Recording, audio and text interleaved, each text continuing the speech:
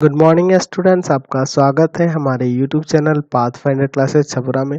जिन लोगों ने अभी तक इस चैनल को सब्सक्राइब नहीं किया है, चैनल को सब्सक्राइब करें, बेल आइकन दबाएं ताकि हमारे वीडियोस के अपडेट्स आपको समय समय पे मिलते रहें।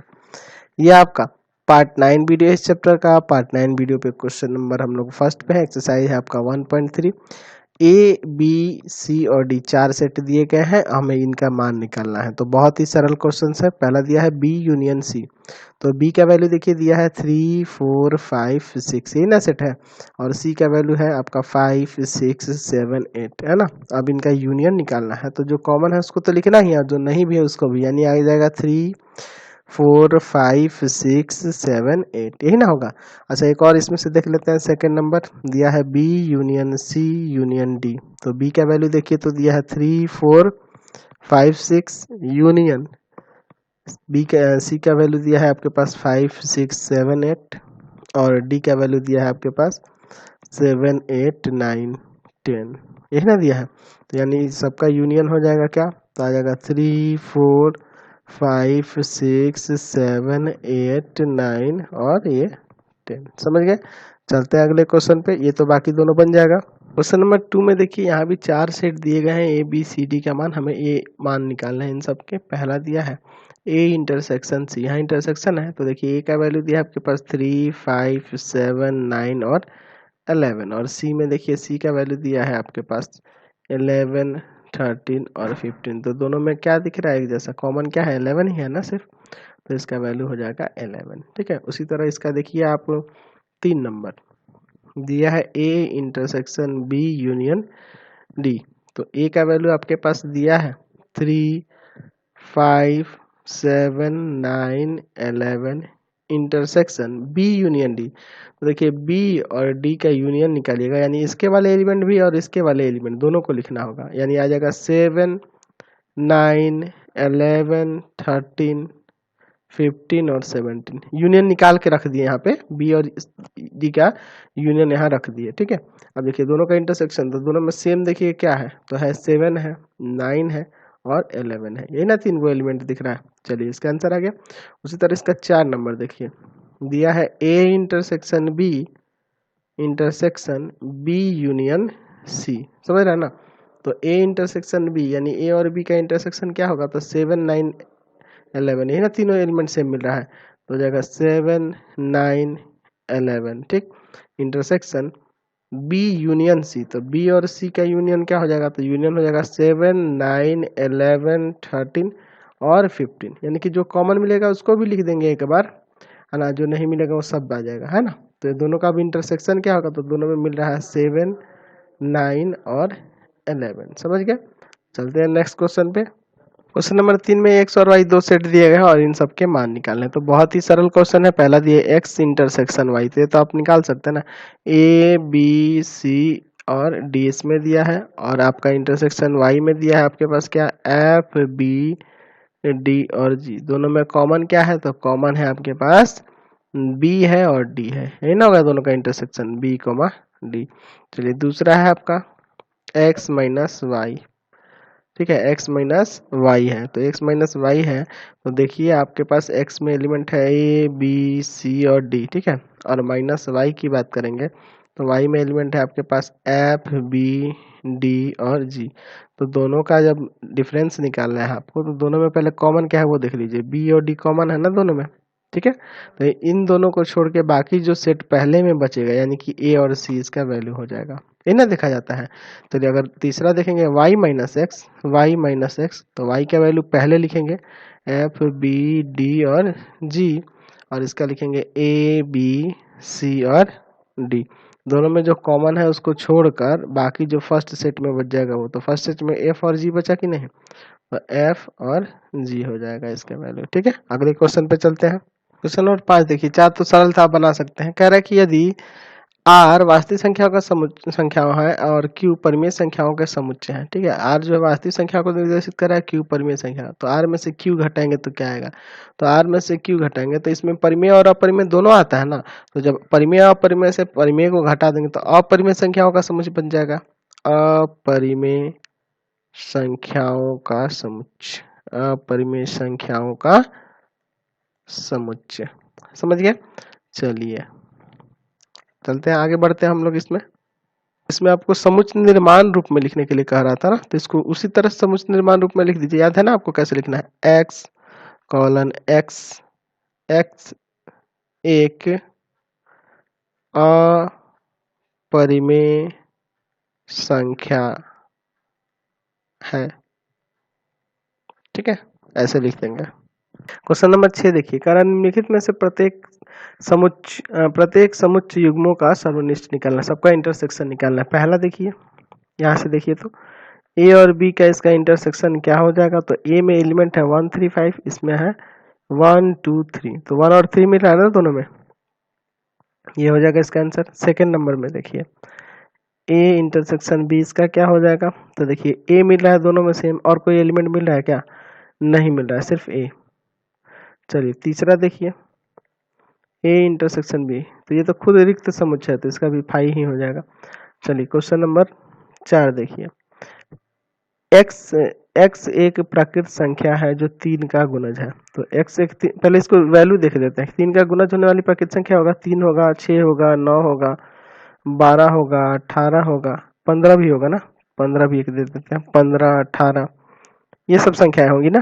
चलिए, और बी नंबर में क्या कह रहा है? बी का क्या कह रहा है? बी एक सेट है जो x संख्या 6 से कम एक प्राकृत संख्या, 6 से कम प्राकृत संख्या होगा 1 2 3 4 5 तक। ठीक है, तो अब क्या आ रहा है? दोनों का इंटरसेक्शन। तो दोनों का इंटरसेक्शन आपको क्लियरली सिर्फ दिख रहा है कि सिर्फ क्या होगा उसमें? 3 होगा। चलिए ये 5 नंबर देख लीजिए, ए का वैल्यू दिया है कि एक प्राकृत संख्या है जो 1 से तो बड़ी है लेकिन 6 से छोटी और 6 के बराबर है। तो कौन कौन सी वो संख्याएं होंगी बोलिए? तो 2 3 4 5 और 6 होगी। ठीक, और बी का वैल्यू यहाँ से क्या होगा? तो 6 और 10 के बीच में कौन सी प्राकृत संख्या होंगी? 7 होगी, 8 होगी और 9 होगी, ये ना होगी। और दोनों का इंटरसेक्शन बताइए, तो दोनों के इंटरसेक्शन में कुछ मिल रहा है क्या? इन दोनों में कुछ नहीं मिल रहा है, 5। समझ रहा है ना?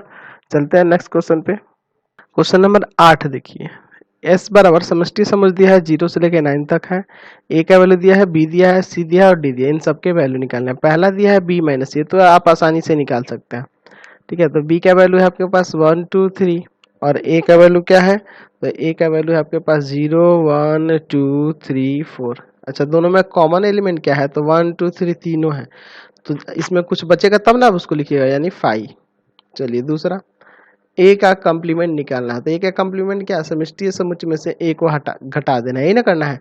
तो 0 से लेके 4 तक छोड़ के जो इसमें बचेंगे वो सारे एलिमेंट हो जाएंगे, यानी 5 हो जाएगा, 6 हो जाएगा, 7 हो जाएगा, 8 हो जाएगा, 9 हो जाएगा, यही ना होगा। चलिए दूसरा दिया है सी यूनियन डी का कंप्लीमेंट। तो सी यूनियन डी पहले निकालिए, तो सी और डी का यूनियन क्या होगा? तो यूनियन हो जाएगा 5 6 7 8 9, ये ना होगा। और इसका कंप्लीमेंट, तो इसका कंप्लीमेंट निकालिएगा तो इस चीज को समष्टि समुच्चय में से हटा कर लिख देना है, यानी बच जाएगा 0 1 2 3 4 तक, क्योंकि समष्टि समुच्चय में 9 तक है ना एलिमेंट, तो 5 से 9 तक छोड़ देना है, जो शुरू के बचेंगे वही ना हो जाएगा। तो ये इसका आंसर हो जाएगा। समझ गया? और भी देख ली, और भी बता दें इसमें से 1 2, ये 5 नंबर देख लीजिए, नहीं 5 तो बन ही जाएगा, 4 और 6 देख लीजिए। 4 नंबर देखिए, यहाँ पे बता देते हैं आपको। 4 में दिया है डी माइनस सी का कंप्लीमेंट। तो डी माइनस सी पहले घटा लेते हैं, डी में से सी जाएगा तो क्या? देखिए पहले दोनों में सेम क्या है? डी और सी में सेम क्या है? तो यहाँ 5 है, 5 है, अच्छा 6 नहीं है, 7 देखिए 7 है, 7 है, यही ना है। तो अब डी में जो बच जाएगा वही ना, पहले सेट में जब बचेगा वही एलिमेंट, यानी कि 8 और 9 रहेगा, है ना। डी माइनस सी क्या आएगा? 8 9, और इसका कंप्लीमेंट निकालना है, यानी कि समष्टि समुच्चय में 8 और 9 को छोड़ के बाकी सब, यानी 0 1 2 3 4 5 6 और 7 तक, यही ना। चलिए क्वेश्चन नंबर इसमें का 6 देख लीजिए, a माइनस बी माइनस सी। तो पहले तो आप a का वैल्यू यहाँ रख दीजिए 0 1 2 3 4, है ना। अच्छा, b में से c घटाना है, तो पहले देखिए b और c में क्या सेम है? तो कुछ सेम है क्या? नहीं है, तो जो b में बच जाएगा वही ना एलिमेंट। तो b में से c घटाना है, तो जब b और c में कुछ सेम नहीं है, यानी कि टोटल होल सेट b लिखेंगे, यानी 1 2 3, क्योंकि जो सेम मिलता है उसको b में से छाड़ देते हैं। अब देखिए इसमें से इसको घटाना है, तो 1 2 3 सेम मिल गया, क्या बचेगा इसमें? 0 और 4 बच जाएगा। समझ गया? चलिए आगे देखते हैं अगला क्वेश्चन पे। क्वेश्चन नंबर 11 देखिए, कह रहा है कि प्राकृत संख्याओं के समुच्चय को समष्टीय समुच्चय मानते हुए समुच्चयों के पूरक निकालें, सबके पूरक निकालें। तो समष्टीय समुच्चय क्या है आपका? प्राकृत संख्या है 1 2 3 4 5। ठीक है, समझाने के लिए यहाँ लिख दे रहे हैं, इन्फिनिटी तक दी गई है। ठीक, तो पहला कह रहा है कि x एक सम प्राकृत संख्या है। तो देखिए सम प्राकृत संख्या की बात करेंगे तो मान लीजिए इसको a सेट मान लीजिए। ठीक है, a बराबर दिया है x कॉलन x एक सम प्राकृत संख्या है, सम प्राकृत संख्या है। अच्छा, जब सम प्राकृत संख्या यानी 2 4 6 8, यानी कि इसमें से ये सम वाली हट जाएंगी। इसका कंप्लीमेंट मतलब क्या कि ये सम है तो ये सम वाली को हटा के बाकी जो बच गई तो ये क्या हो जाएगा, यहाँ ये आ जाएगा कि x कॉलन x एक विषम प्राकृत संख्या है, प्राकृत संख्या है। यानी कि इसी को ना हटा देना समष्टि समुच्चय में से सम को, तो सम को हटा देंगे तो विषम वाला ही ना बचेगा। दूसरा, x एक अभाज्य संख्या है। ठीक है, x एक अभाज्य संख्या है, यहाँ इसको b मान लेते हैं। b सेट बराबर दिया है कि x कॉलन x एक अभाज्य संख्या है, अभाज्य संख्या है। ठीक है, तो अच्छा अभाज्य संख्या है तो अभाज्य संख्या जब हटा दीजिएगा उसमें से, यानी कि अभाज्य संख्या कौन कौन होंगी, 2 होगा, 3 होगा, 5 होगा, ऐसे सब हटा दीजिएगा तो भाज्य संख्या बच जाएगी ना। तो यहाँ लिख देंगे b का कंप्लीमेंट क्या होगा कि x कॉलन x एक भाज्य संख्या है, एक भाज्य संख्या है, भाज्य संख्या है। और तथा x बराबर 1 भी है, क्योंकि 1 जो होता है ना भाज्य होता है ना अभाज्य होता है, इसलिए 1 को इसमें लिखना होगा ना। भाज्य तो लिख दिया, यानी इसमें जो बच जाएगा 4 6 है ना 8 वो सब होंगी, लेकिन 1 को छोड़ दिए थे ना, इसमें भाज्य नहीं होता है, इसलिए उसको भी दिखाना होगा ना, क्योंकि कंप्लीमेंट निकालेगा तो ये तो आएगा ना 1। चलिए तीसरा, x एक विषम प्राकृत संख्या, तो विषम वाला हटा देंगे तो सम बच जाएगा, तो आपका हो ही जाएगा। 4 नंबर धन एक पूर्णांक है। अच्छा चलो 4 नंबर देखिए, यहाँ पे 4 नंबर कह रहा है कि x कॉलन x एक पूर्ण धन संख्या है। अच्छा, पूर्ण धन संख्या की बात कर रहे हैं यहाँ पे, पूर्ण घन है ना, घन। अच्छा घन है तो घन नहीं होगा, यहाँ अगर मान लीजिए इसको c मान लीजिए या d मान लीजिए। ठीक है, d मान लीजिए, d बराबर दिया है कि x कॉलन x एक पूर्ण घन संख्या है, पूर्ण घन संख्या है। पूर्ण घन संख्या में, अच्छा पूर्ण घन संख्या में कौन कौन सा आएगा, आप 1 आ जाएगा, 8 आ जाएगा, 27 आ जाएगा, ये सब आएंगे। तो घन संख्या को छोड़कर ना उसका कंप्लीमेंट होगा, यानी कि x एक पूर्ण घन संख्या नहीं है, पूर्ण घन संख्या नहीं है, पूर्ण घन संख्या नहीं है, उल्टा हो जाएगा। चलिए पूर्ण घन संख्या नहीं है, और ये भी लिख सकते हैं इसमें, क्योंकि दिखाना है ना कि x बिलोंग्स टू n, यानी कि वो एक प्राकृत संख्या ही होनी चाहिए, क्योंकि -1 भी होता है ना पूर्ण घन, -8 भी हो जाएगा, माइनस वाले भी तो आ जाएंगे, इसलिए यहाँ पे दिखा देंगे कि n है, प्राकृत संख्या है, इसलिए यहाँ से माइनस वाले सब छट जाएंगे। चलिए अगला देखिए, यहाँ पे यहाँ दिया है कि 5 नंबर x 2x प्लस 5 बराबर 9, 2x प्लस 5 बराबर 9। तो देखिए यहाँ पे अगर x का वैल्यू निकालिएगा तो ये जाके पहले तो उधर घटेगा, तो आ जाएगा कितना, ये 5 को ले जाके उधर घटा देंगे तो आ जाएगा आपका, यहाँ सॉल्व कर देते हैं, 2x प्लस 5 बराबर है 9। तो यहाँ 5 को ले जाके अगर घटाइएगा तो इधर आ जाएगा 4, x बराबर आ जाएगा 2। यानी कि यहाँ अब इसका कॉम्प्लीमेंट लिखना है 5 नंबर का, तो आप क्या लिखेंगे, अगर मान लीजिए इसको हम e मान लेते हैं, तो e बराबर दिया है आपके पास x कॉलन 2x प्लस 5 बराबर 9। तो यहाँ क्या लिखेंगे कि e बराबर x बिलोंग्स टू n होगा, बस किसको छोड़ के, 2 को छोड़ देना है, x नॉट इक्वल टू 2 है ना। प्राकृत संख्या तो होगा, बस 2 को छोड़ देना है, क्योंकि ये 2 को ही ना इंडिकेट कर रहा है, समझ गए। अब इसका 6 नंबर जो है, 6 नंबर क्या दिया है कि x जो है ना, x कॉलन x 7 के बराबर या 7 से बड़ा एक प्राकृत संख्या है। तो इसका कंप्लीमेंट की बात करेंगे, इसका कंप्लीमेंट जो होगा तो हम डायरेक्ट क्या लिख दे, क्या 7 और 7 से बड़ा, तो 7 से छोटी कौन हो जाएगी, 1 2 3 4 5 6, यही ना होंगी। यानी कि यहाँ इसको इस तरह से लिख देंगे कि x colon x belongs to n, और x जो होगा क्या होगा, तो 6 और 6 से छोटा होगा, है ना, क्योंकि 7 और 7 से बड़ा कह रहा है तो 7 और 7 से बड़ा तो 7 8 9 10 ये होगा, उसका कंप्लीमेंट मतलब इसमें से छाट देना होगा ना सबको, तो उससे 7 से छोटा जो भी होगा सारा आ जाएगा ना, ये हो जाएगा इसका। चलिए एक और बच गया। यहाँ देखिए, यहाँ x एक प्राकृत संख्या है और कह रहा है 2n + 1 जो है ग्रेटर देन है 10। तो यहाँ से अगर इसको सॉल्व करिएगा 2n + 1 ग्रेटर देन 10, तो इसको ले जाकर उधर घटाएंगे, यानी 2n इज ये आ जाएगा 9, यानी कि n जो होगा 9/2 से बड़ा होगा। तो यानी कि 9/2 से ये बड़ा कह रहा है, तो उसका उल्टा है, 9/2 से हम छोटा लिख देंगे। x बिलोंग्स टू n, यानी कि प्राकृत संख्या होगा ही, बस x जो होगा 9/2 से छोटा होगा। समझ गए? चलिए आगे बढ़ते हैं हम लोग। क्वेश्चन नंबर 12 देखिए, मान लीजिए कि किसी तल पर स्थित सभी त्रिभुजों का समुच्चय समष्टि समुच्चय S है। ठीक है, सभी त्रिभुजों का समुच्चय है समष्टि समुच्चय। यदि A उन सभी त्रिभुजों का समुच्चय जिसमें कम से कम एक कोण 60 डिग्री से भिन्न है, तो A डैश बताना है। तो A डैश क्या हो जाएगा, तो उसका उल्टा है ना, हो जाएगा इसमें समबाहु त्रिभुजों का समुच्चय, समबाहु त्रिभुजों का समुच्चय, समबाहु त्रिभुजों का समुच्चय हो जाएगा, क्योंकि इसमें क्या होता है कि प्रत्येक कोण 60 डिग्री का ही होता है। ठीक है, चलिए अगला क्वेश्चन देखते हैं। क्वेश्चन नंबर 13 देखिए, यहाँ पे निम्नलिखित कथनों को सत्य बनाने के लिए रिक्त स्थान को भरना है। पहला दिया है ए यूनियन ए का कंप्लीमेंट। अच्छा, ए का एलिमेंट इसमें मौजूद है और ए डैश का मतलब क्या हुआ कि ए को छोड़कर बाकी जो समष्टि समुच्चय में बच गए, यानी दोनों का यूनियन क्या आ जाएगा, समष्टि समुच्चय आ जाएगा, है ना। दूसरा देखिए दिया है यूनिवर्सल सेट, है ना, समष्टि समुच्चय इंटरसेक्शन ए। तो यूनिवर्सल सेट का जब इन्वर्सल सेट का यहाँ जो कंप्लीमेंट है, यानी कुछ एलिमेंट नहीं बचेगा, इसका मतलब क्या हुआ, यूनिवर्सल सेट का कंप्लीमेंट का मतलब फाई, और फाई और ए का इंटरसेक्शन तो फाई ही ना होगा। चलिए क्वेश्चन नंबर 3 देखिए, इसमें का ए इंटरसेक्शन ए डैश। अच्छा, a intersection a dash, a dash का मतलब क्या कि यूनिवर्सल सेट में जो बच गए ए को छोड़कर, यानी कि ए डैश का मतलब एक एलिमेंट नहीं है ना, यहाँ ए का एलिमेंट है।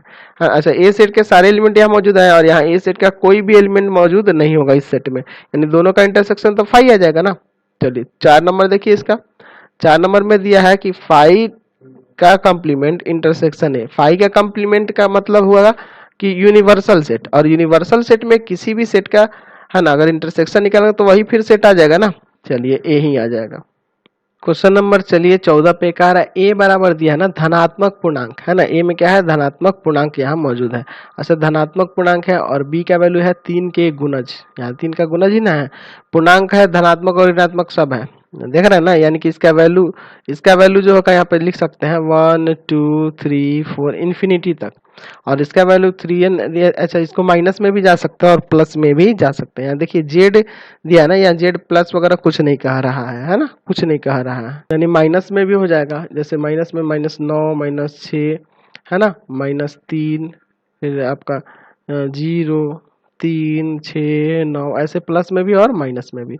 अच्छा, कह रहा है एक्स एक ऋण पूर्णांक है, तो ऋण पूर्णांक में आ जाएगा -1 -2 -3, ये सब आ जाएंगे। ठीक, और यहाँ कह रहा है कि x एक विषम धन पूर्णांक है, तो विषम धन पूर्णांक क्या हो जाएगा, तो 1 हो जाएगा, प्लस में 1 ना, धन होना चाहिए, 1 3 5 7 ये सब दिए गए हैं। ठीक है, पहला क्वेश्चन है ए इंटरसेक्शन सी का, तो ए इंटरसेक्शन सी जब निकालेगा तो ए का वैल्यू देखिए ये सब दिया है, ठीक है, और सी का वैल्यू देखिए यहाँ पे, ये कुछ मिलेगा क्या, इसमें दोनों में नहीं मिलेगा ना, फाई हो जाएगा। ठीक, दूसरा a माइनस बी। अच्छा, a में से जब b घटाइएगा, a में से जब b घटा दीजिएगा तो इसमें से क्या बच जाएगा, 3 और 6 9 यही सब ना हटेगा, बाकी तो ये वाला एलिमेंट बच जाएगा, यानी कि इसमें बचेगा 1 2 4 5 7 8 9, छोड़ देंगे 10 बचेगा, ये सब ना बचेगा, यानी कि यहाँ लिख सकते हैं कि x एक धन पूर्णांक है,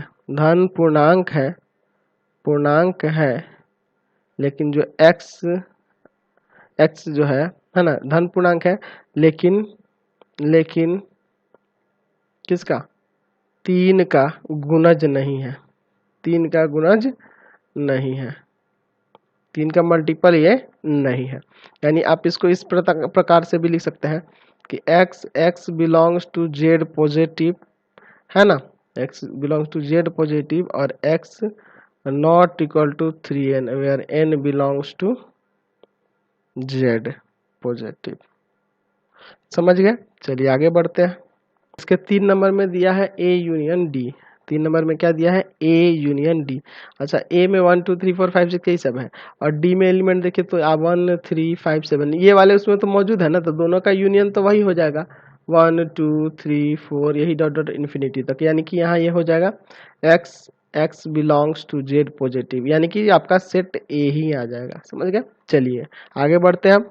क्वेश्चन नंबर 18 देखिए, कह रहा है कि वास्तविक संख्या रेखा पर, अच्छा वास्तविक संख्या रेखा मतलब कि कुछ इस तरह से संख्या रेखा की बात करें यहाँ पे, है ना। अब देखिए इस पे थोड़ा ध्यान से देखना होगा ये क्वेश्चन को, ठीक है। यहाँ पे इधर तो माइनस इन्फिनिटी होगा, इधर आपका प्लस इन्फिनिटी होना है। अच्छा, ये दिया है ए का वैल्यू जो दिया है 0 से 3 के बीच में भी और 0 और 3 भी, है ना।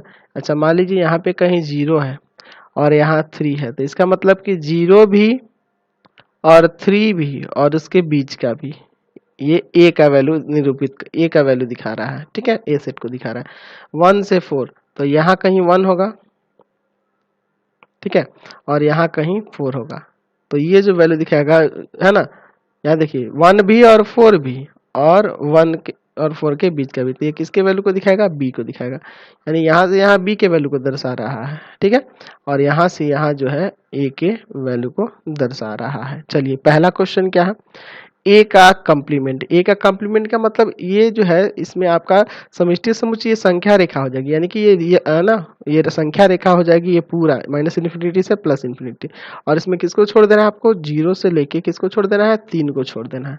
0 से 3 छोड़ दीजिएगा तो हो जाएगा माइनस इन्फिनिटी से लेके कहाँ तक, तो 0 तक, 0 तक है ना, हाँ तो 0 तक, यानी 0 को भी छोड़ देना, इसलिए स्मॉल ब्रैकेट देंगे, यानी यहाँ 0 हम लोग इंक्लूड नहीं कर रहे हैं, है ना। यूनियन फिर कहाँ से लेना है, 3 से, तो 3 को भी छोड़ देना है, इसलिए स्मॉल ब्रैकेट देना है, 3 से लेके कहाँ तक, तो इन्फिनिटी तक।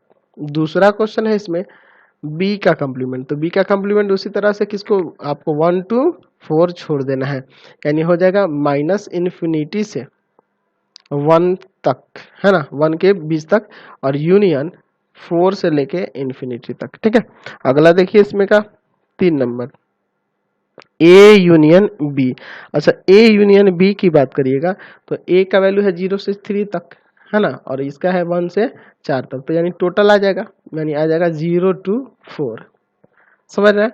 इसका देखिए अब 4 नंबर में दिया है आपके पास क्या, यहाँ दिया है ए इंटरसेक्शन बी, यानी दोनों में कॉमन क्या है, तो कॉमन भाग 1 से लेकर 3 तक है ना, यानी हो जाएगा 1 2 3, ठीक। चलिए 5 नंबर देखिए ए माइनस बी। अच्छा, ए माइनस बी दिया है तो ये पूरा यहाँ से यहाँ ए है, ए से जब ये बी घटा देंगे तो इसमें 1 वाला भी 1 से इधर सारा घट जाएगा, 1 से 3 तक सारा घट जाएगा ना, यानी 0 को इंक्लूड करेंगे, ठीक है, लेकिन 1 को नहीं, है ना, 1 तो इसमें चल जाएगा ना, ये कॉमन है, घट जाएगा, तो यहीं से यही ना बचेगा। क्लियर हो गया। चलिए अगला क्वेश्चन देखते हैं। क्वेश्चन नंबर 19 देखिए, कह रहा है ऐसे समुच्चय ए बी सी के उदाहरण देना है ताकि ए और बी का इंटरसेक्शन फाई ना हो और बी और सी का भी फाई ना हो और ए और सी का भी फाई ना हो, लेकिन तीनों का इंटरसेक्शन फाई हो जाए। समझ गए ना। चलिए बहुत ही सरल है, ऐसा बहुत सारा उदाहरण हो सकता है। मान लीजिए सेट ए बराबर दिया है 1 और 2, ठीक है, सेट बी बराबर हम लोग मान लेते हैं 2 3 4, ठीक है, और सेट सी बराबर मान लेते हैं 1 4 और 5। चलिए इसको देखिए, ए और बी का इंटरसेक्शन निकालिएगा तो आपको 2 आ जाएगा, तो 5 के बराबर नहीं है। बी इंटरसेक्शन सी निकालिएगा तो आप देख लीजिए क्या आएगा, बी और सी में इंटरसेक्शन 4 आ जाएगा क्या, है ना। और ए और सी का निकालिएगा, ए और सी का निकालिएगा तो ए और सी में क्या आएगा, 1 आ जा रहा है, ठीक है। लेकिन तीनों का इंटरसेक्शन देखें तो तीनों में एक जैसा क्या है, कोई एलिमेंट है क्या, नहीं ना है, यानी कि रिक्त समुच्चय या फिर ऐसे 5 ही तो लिखा जाता है। समझ गए ना, तो ये आपका आ गया। क्वेश्चन नंबर 20 देखिए, कह रहा है कि निम्नलिखित समुच्चयों में से कौन से किसका उप समुच्चय, कौन किसका सबसेट है ना, इसका निर्णय कीजिए। जैसे ए बराबर दिया है x colon x, x belongs to r, यानी वास्तविक संख्या है और इसको सॉल्व करना होगा आपको, तो इसको सॉल्व करिए आप, x square minus 8x plus 12, ठीक है। इसको जब सॉल्व करिएगा तो x का वैल्यू 2 आएगा, हम डायरेक्ट ही देते हैं 2 और 6 आएगा, ठीक है, आप करके देख सकते हैं 2 और 6 आ जाएगा। चलिए b बराबर दिया है आपके पास 2 4 6, अच्छा c बराबर दिया है आपके पास 2 4 6 8 डॉट डॉट डॉट इन्फिनिटी तक, और d बराबर दिया है आपके पास 6। तो कौन किसका सबसेट है, तो देखिए यहाँ से ये नीचे से शुरुआत करते हैं। d जो होगा ना आपका a का भी सबसेट होगा, है ना। डी जो होगा ए का भी सबसेट होगा, डी जो होगा बी का भी सबसेट होगा, और डी जो होगा सी का भी सबसेट होगा, तीनों का सबसेट होगा। अब चलिए अब क्या देखते हैं, तो ए जो होगा ना, ए बी का भी सबसेट होगा, ए जो है ना सी का भी सबसेट होगा। अच्छा बी जो है ना आपका सी का सबसेट होगा, यही होगा ना। क्वेश्चन नंबर हम लोग 21 देखते हैं। एस बराबर दिया है 2 3 5 7 9, समष्टि समुच्चय ए का वैल्यू है 3 7 और बी का वैल्यू है 2 5 7 9। तो ज्ञात करना है इन मानों को और ये वेरीफाई भी करना है। तो आगे भी ऐसे वेरीफाई करने वाले होंगे, जैसे इसमें बताएंगे ना वैसे ही उन सबको वेरीफाई करना है। एक बार एलएचएस एक बार आरएचएस लेके इन मानों का प्रयोग करके साबित कर देना है आपको, ठीक है। तो पहले क्वेश्चन देख लेते हैं। ए इंटरसेक्शन बी का कंप्लीमेंट, तो ए का वैल्यू है आपके पास 3 7 और बी का जब कंप्लीमेंट निकालिएगा ना तो 2 5 7 9 को छोड़ दीजिए, 2 5 7 9 को छोड़ दीजिए, यानी सिर्फ 3 बचेगा और दोनों का इंटरसेक्शन क्या होगा, तो 3 आ जाएगा। सेकंड नंबर देखिए, इसका दिया है बी इंटरसेक्शन ए का कंप्लीमेंट, तो देखिए बी का वैल्यू आपके पास है 2 है 3 है, सॉरी 2 है 5 है, 2 5 7 9 है ना। अच्छा 2 5 7 9 हो गया। इंटरसेक्शन ए का कंप्लीमेंट यानी 3 और 7 को छोड़ के जो समष्टि है समुच्चय में बच जाएगा आपका 2 5 और 9, 2 5 और 9 बच जाएगा। अच्छा दोनों का इंटरसेक्शन की बात करें तो इंटरसेक्शन हो जाएगा 2 5 और 9, यही ना आएगा। चलिए समझ गया। चलिए अगला क्वेश्चन देखते हैं। अब इसमें वेरीफाई वाला है, तो वेरीफाई वाला में अब क्या करते हैं, जो वेरीफाई करना था वेरीफाई डेट जो है, देखिए इसको बनाते हैं। तो वेरीफाई डेट में आपको एक बार एलएचएस लेना है। वेरीफाई में दिया है ना कि ए यूनियन बी का जो कंप्लीमेंट है ना, ए का कंप्लीमेंट इंटरसेक्शन बी का कंप्लीमेंट, तो एलएचएस ले लीजिए ए यूनियन बी का कंप्लीमेंट। अच्छा ए यूनियन बी निकालिएगा तो ए और बी का यूनियन क्या आएगा बताइए, तो आप 2 आएगा, 3 आएगा, 5 आ जाएगा, 7 आ जाएगा और 9 आ जाएगा, ये सब आ जाएंगे। और इसका कंप्लीमेंट यानी कि इन सबको छोड़कर, इसमें क्या बचेगा, कुछ बचेगा क्या, 5 बच जाएगा। उसी तरह आरएचएस लीजिए, आरएचएस में है ए का कंप्लीमेंट इंटरसेक्शन बी का कंप्लीमेंट, तो ए का कंप्लीमेंट निकालिएगा तो 3 और 7 को छोड़ के जो समष्टि समुच्चय में बचेगा, तो आपका 2 5 और 9 और इंटरसेक्शन यहाँ 2 5 7 9 को छोड़ दीजिएगा तो सिर्फ वहाँ 3 बचेगा और दोनों का इंटरसेक्शन क्या आ जाएगा, 5 आ जाएगा। तो एलएचएस आरएचएस के बराबर हो गया कि नहीं, तो यहाँ से ये आपका वेरीफाइड हो गया। समझ गए ना। तो बहुत ही सरल है क्वेश्चन, इस तरह से बनाने हैं। क्वेश्चन नंबर 23 देख लीजिए, ये भी आपको वेरीफाई वही शो करने वाला दिया है, एक बार एलएचएस एक बार आरएचएस लेके, लेकिन यहाँ जो मान है ना वो आपको मान निकाल के सिर्फ दिखा देते हैं तो आप बना सकते हैं। ए बराबर कह रहा है कि एक्स एक धन पूर्णांक है जो 8 से छोटा है लेकिन 3 और 5 का गुणज है, तो 3 और 5 का गुणज भी होना चाहिए, तो 3 से भाग लगना चाहिए तो 5 से। तो पहला हो जाएगा आपका 3 है ना। अच्छा दूसरा हो जाएगा आपका 5 और फिर अगला हो जाएगा आपका 6, और कोई होगा क्या धन पूर्णांक जो ये इससे छोटा हो नहीं होगा, ये ना होगा 3 5 और 6। बी बराबर यहाँ दिया है x cube minus 6x square plus 11x minus 6 बराबर 0, इसको निकालना होगा। तो देखिए बी का वैल्यू निकालने के लिए आपको फैक्टर करना होगा, और फैक्टर आपको जो है ना हम क्लास 9th में सिखाए हुए हैं, वहां से भी आप सीख सकते हैं और आपको यहाँ भी फैक्टर करके दिखा दे रहे हैं।